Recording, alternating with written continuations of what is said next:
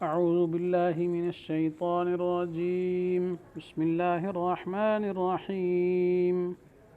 وإذا كنت فيهم فأقمت لهم الصلاة فلتقم طائفة منهم معك وليأخذوا أسلحتهم فإذا سجدوا فليكونوا من ورائكم ولتأت طائفة أخرى لم يصلوا فليصلوا معك وليأخذوا حذرهم وأسلحتهم ود الذين كفروا لو تغفلون عن أسلحتكم وأمتعتكم فيميلون عليكم ميلة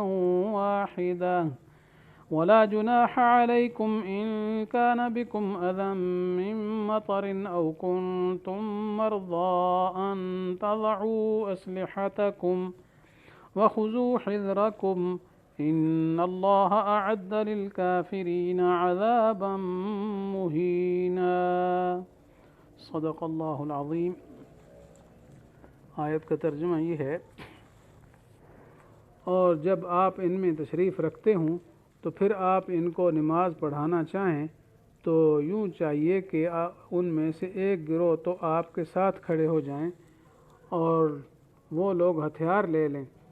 پھر جب یہ لوگ سجدہ کر چکے ہیں تو یہ لوگ تمہارے پیچھے ہو جائیں اور دوسرا گروہ جنہوں نے ابھی نماز نہیں پڑھی آ جائے اور آپ کے ساتھ نماز پڑھ لیں، اور یہ لوگ بھی اپنے بچاؤ کا سامان اور ہتھیار لے لیں. کافر لوگ یوں چاہتے ہیں کہ اگر تم اپنے ہتھیاروں اور سامانوں سے غافل ہو جاؤ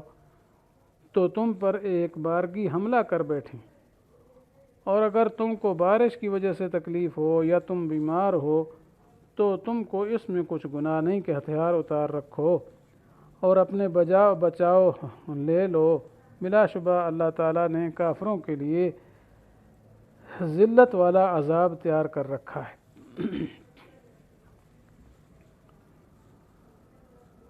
تو یہ آیت صلاۃ الخوف کے بارے میں نازل ہوئی ہے. تو اس کے شان نزول کے بارے میں مفسرین یہ لکھتے ہیں کہ آپ صلی اللہ علیہ وسلم ایک جہاد کے سفر میں تھے. تو یہ جہاد کا سفر جو تھا یہ نجد کی جانب غزوہ ہوا تھا، اور اس غزوہ کو غزوہ ذات الرقاع کہتے ہیں. اس غزوے میں کیا ہے، اس آیت کا نزول ہوا ہے. صورت یوں پیش آئی کہ جنگ کے موقع پر آپ صلی اللہ علیہ وسلم نے صحابہ کرام کو ظہر کی نماز پڑھائی. تو جب آپ ظہر کی نماز پڑھا چکے سب نے پڑھی تو مشرکین کے سردار نے کہا اوہو، بڑا پیارا موقع تھا، بڑا زرین موقع تھا جو ہم نے گنوا دیا جی، کہ ہمارے ہاتھ سے وہ موقع چلا گیا. یعنی نماز جب مسلمان پڑھتے تھے، اگر نماز کی حالت میں ہم یک لخت ان پر حملہ کر دیتے تو مسلمانوں کو صفایا کر دیتے، کیونکہ وہ تو نماز میں مصروف تھے. ہم ان پر حملہ کر کے ان کو تہہ کر دیتے، ختم کر دیتے. تو پھر کسی نے کہا جی کوئی بات نہیں، تھوڑی دیر کے بعد ان کی اور نماز کا وقت آیا چاہتا ہے، زور کے بعد اثر آئے گی تو پھر کر لیں گے. اس لیے انہوں نے مشورہ کیا کہ اب جب دوسری نماز کا وقت آئے نا، اور جب اسلامی لشکر نماز میں مشغول ہو تو اس وقت ان پر حملہ کر دیا جائے. تو مشرکین اسی مشورہ میں تھے کہ اللہ تعالیٰ کی طرف سے صلاۃ الخوف کا حکم کیا ہے عصر کی نماز سے پہلے نازل ہو گیا. تو اس میں یہی بیان فرمایا وَإِذَا كُنْتَ فِيهِمْ فَأَقَمْتَ لَهُمُ الصَّلَاةَ، جی کہ جب آپ ان میں موجود ہیں، یعنی آپ کی موجودگی میں آپ ان کو نماز پڑھائیں تو کیسے پڑھائیں. پھر اس آیت میں پورا نماز کا طریقہ بتایا گیا ہے کہ کس طریقے سے نماز یہ خوف کے حالت میں پڑھی جائے گی، جماعت کیسے کرائی جائے گی، دشمن کے مقابلہ بھی کرنا ہے، اس کے مقابلے میں بھی رہنا ہے، اور ساتھ ساتھ نماز بھی پڑھنی ہے. تو یعنی دفاع بھی کرنا ہے اور نماز بھی پڑھنی ہے. تو اس کا طریقہ کار جو ہے اس آیت میں بیان فرمایا گیا. البتہ اس میں ایک لفظ ہے کہ جب آپ اس میں موجود ہوں ان میں، یہ تو یہ شرط یہ نہیں ہے کہ اگر آپ کی کیا ہے عدم موجودگی کی صورت میں، مثلا آپ صلی اللہ علیہ وسلم کی وفات کے بعد یا جس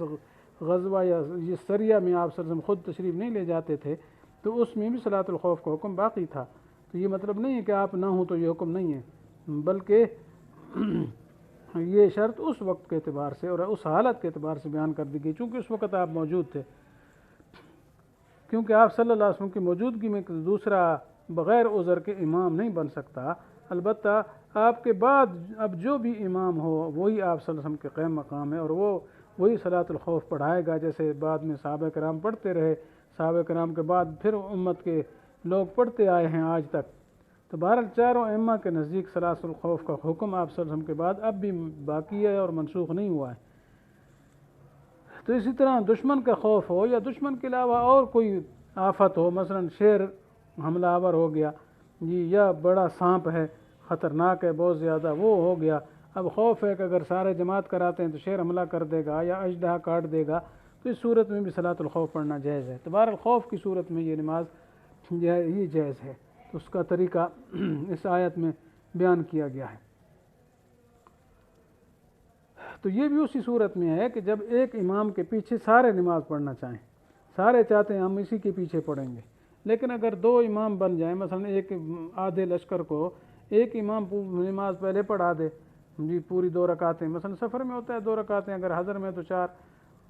کہ مثلا شہر اپنے کے اندر رہ کر ہی دفاع کیا جا رہا ہے، دشمن کا مقابلہ کیا جا رہا ہے، تو پھر تو 4 ہوں گی، اور اگر سفر میں جیسے عام طور پر جہاد کا سفر ہی ہوتا تھا تو پھر 2 پڑھیں گے۔ تو یعنی ہر امام جو ہے اپنے کو مقتدیوں کو جو موقع کی نماز ہے پوری پڑھا دے گا، لیکن اگر ایک ہی کے پیچھے پڑھنا چاہیں تو پھر اس کی صورت یہی ہے جو اس آیت میں بیان ہوئی ہے، اور حدیث میں اس کا طریقہ آیا، اور بھی مختلف طریقے حدیث میں وارد ہوئے ہیں۔ تو بہرحال یہ طریقہ آسان بھی ہے، اور قرآن میں یہ الفاظ ہیں کہ مثلا امام کیا ہے لشکر کے 2 حصے کرے گا، ایک حصہ جو ہے وہ امام کے پیچھے کھڑا ہوگا اور ایک حصہ دشمن کے مقابلے میں ہوگا۔ پھر امام جو ہے نماز شروع فرمائیں گے تو نماز شروع کر کے پہلی رکعت پہلے گروہ کو پڑھا دیں گے، جب امام رکوع سجدہ کر لے گا تو یہ لوگ جو ہے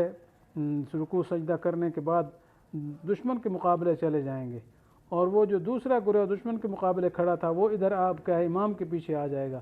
اور پھر یہ امام ان کو دوسری رکعت پڑھا دے گا، تو امام کی دوسری ہو گئی اور ان دوسری جماعت کی پہلی ہو گئی۔ پھر امام جو ہے وہ کیا ہے سلام پھیر دے گا، اور پھر ہر گروہ جو ہے الگ الگ اپنی ایک ایک رکعت جو رہ گئی تھی وہ پوری کریں گے۔ تو بہرحال یہاں حدیث میں جو طریقے آئے ہیں وہ اسی قسم کے طریقے اور بھی آئے ہیں۔ تو جب امام 2 رکعت پر سلام پھیر دیتے ہیں تو ہر ایک اپنی اپنی رکعت خود پڑھ لیں گے۔ تو یہ صورت اسی وقت ہے کہ جب امام مسافر ہو، جیسے ابھی عرض کیا، تو عام غزوات میں یہی صورت ہوا کرتی تھی، ورنہ ہر گروہ کو 2 رکعت امام پڑھا دے اور امام فارغ ہونے کے بعد اپنے طور پر پڑھ لیں۔ تو بہرحال اس حالت میں نماز کے اندر آمد و رفت معاف ہے، اور باقی مغرب کی نمازیں 3 رکعتیں ہوتی ہیں، تو اس میں امام پہلی جماعت کو 2 رکعتیں پڑھا دے گا اور دوسری جماعت کو 1 رکعت پڑھا دے گا، باقی ہر ایک اپنی باقیہ نماز ہے وہ پوری کر لیں گے۔ تو یہ اس صورت میں جماعت کی صورت ہے جبکہ جماعت کرانے کی گنجائش ہو، ممکن ہو، تو یعنی جنگ بہت انتہائی خطرناک حالت میں نہ پہنچا ہو، یہ اس وقت ہے۔ لیکن اگر نماز جو ہے وہ جماعت کے ساتھ ادا نہیں ہوتی، مثلا بہت زیادہ جنگ ہو رہی ہے، لڑائی دو بدو ہو رہی ہے، گھمسان کا رن پڑا ہوا ہے، تو اس صورت میں پھر یہ ہے کہ ہر شخص جو ہے جس حالت میں ہے وہ نماز پڑھے، مثلا وہ سوار ہے سواری پر، تو سواری پر اشارے سے نماز پڑھ لے، اور اگر وہ مثلا پیدل چل رہا ہے تو پھر کھڑے کھڑے نماز پڑھے، چل کر تو نماز نہیں ہوتی ہمارے ہاں جی، لیکن یہ ہے کہ رک رک کر جو ہے نماز پڑھ لے اشارے سے جی، ظاہر بات ہے رکوع سجدہ تو نہیں کر سکتا لڑائی کی حالت میں، اشارے سے کھڑے کھڑے نماز پڑھ لے، لیکن پیدل نماز پڑھنا احناف کے نزدیک درست نہیں ہے۔ پھر اگر یہ بھی ممکن نہ ہو جنگ کی حالت میں جی، مثلا بعض دفعہ بہت زیادہ رن پڑا ہوتا ہے اور قلعوں پر چڑھائی ہوتی تھی پہلے دور میں، جیسے آج کل تو نظام جنگ بھی بدل گیا ہے اور طریقہ آ گیا ہے، تو بہرحال ممکن نہ ہو تو پھر اس صورت میں نماز کو مؤخر کر دیں گے، جب پھر کیا ہے موقع ملے گا تو پھر اس وقت کیا ہے نماز کو قضا پڑھ لیں گے۔ جیسے رسول اللہ صلی اللہ علیہ وسلم نے غزوہ خندق کے موقع پر یہ کئی دن ایسے آئے جس میں کیا نماز نہیں پڑھ سکے تھے، ظہر یعنی عصر کی نماز، اس طرح مغرب کی نماز بھی مؤخر ہو گئی جی، اور عشاء کے وقت میں پھر کیا جب کچھ امن ہوا تھوڑا موقع ملا تو پھر قضا نماز پڑھی گئی۔ تو بہرحال ایسی صورت میں جب کہ دشمن بالکل نماز پڑھنے کا موقع ہی نہیں دے رہے تو پھر قضا کر لی جائے اور بعد میں نماز کو پڑھ لیا جائے۔ تو چونکہ جہاد جو ایک بہت بڑی عبادت ہے، بہت بڑا فریضہ ہے، تو اس فریضے کی ادائیگی کے لیے ایک فریضے کو مؤخر کر دیا جائے یا اس میں تبدیلی کر دی جائے، جیسے تبدیلی ابھی تھی کہ جماعت میں 1 رکعت پڑھی جا رہی، عام حیات کے اعتبار سے تبدیلی ہے، تو اس میں کوئی حرج نہیں، چونکہ اللہ تعالیٰ نے کیا ہے حکم دیا ہے، اس لیے اسی کے حکم کے مطابق چلنا چاہیے۔ تو اللہ تعالیٰ سے دعا ہے کہ اللہ تعالیٰ ہمیں اپنی نمازوں کی حفاظت کرنے والا بنا دے، اور اللہ تعالیٰ ہمیں نماز باجماعت پڑھنے کی توفیق دے اور ہماری غفلت کو دور فرما دے۔ آمین۔ وآخر دعوانا ان الحمد للہ رب العالمین۔